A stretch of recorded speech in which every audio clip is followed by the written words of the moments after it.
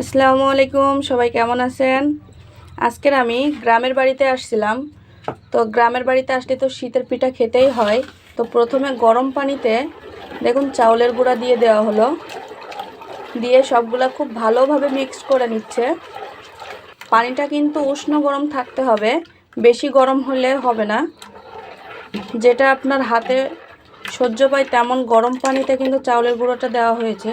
দেখুন, এটা যত ভালো মিক্সড করা হবে, বেশি করে ঘোটা হবে, পিঠাটা কিন্তু তত ভালো সফট হবে আর ভালো ফলবে। এর জন্য খুব সময় নিয়ে খুব ভালোভাবে এটা ঘুরতে হবে। বেশ কিছুক্ষণ বেশ ভালো করে মিক্সড করে নেওয়ার পরে পরিমাণ মতো লবণ দিয়ে দিচ্ছি, দিয়ে কিন্তু আবার খুব ভালো করে সব কিছু একসঙ্গে মিক্সড করতে হবে। দেখুন, খুব ভালো করে সবগুলা মিক্সড করা হয়ে গেল। এবার পিঠাটা দেওয়া হচ্ছে। খোলামুচির ভিতরে পিঠার যে ব্যাটারটা তৈরি করা হয়েছিল সে ব্যাটারটা দিয়ে দেওয়া হলো। ব্যাস, এবার ঢেকে দিয়ে মিডিয়াম আঁচে পিঠাটা তৈরি করা হবে। দেখুন পিঠাটা কি সুন্দর ফুলে উঠেছে। এবার কাঁচির সাহায্যে আমরা পিঠাটা উঠাচ্ছি। দেখুন পিঠাগুলা কি সুন্দর ফুলেছে, আর কাঁচির মাথার সাহায্যে বা চারিপাশ থেকে হালকা করে খোঁচা দিয়ে কিন্তু পিঠাটা উঠিয়ে নেওয়া হচ্ছে।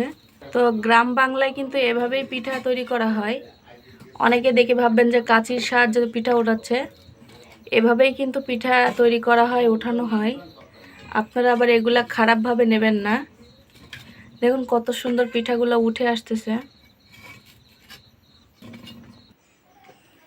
দেখুন পিঠাগুলো কত সুন্দর নরম সফট হয়েছে, আর পিঠার ভিতরে যে জালি জালি ভাবটা দেখতে পাচ্ছেন, ছিদ্র হয়ে গেছে।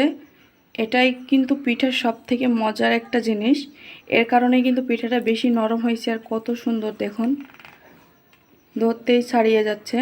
আশা করি ভিডিওটি আপনাদের কাছে অনেক ভালো লেগেছে। ভালো লাগলে অবশ্যই আমাদের পাশে থাকবেন। ধন্যবাদ কষ্ট করে ভিডিওটি দেখার জন্য। আসসালামু আলাইকুম।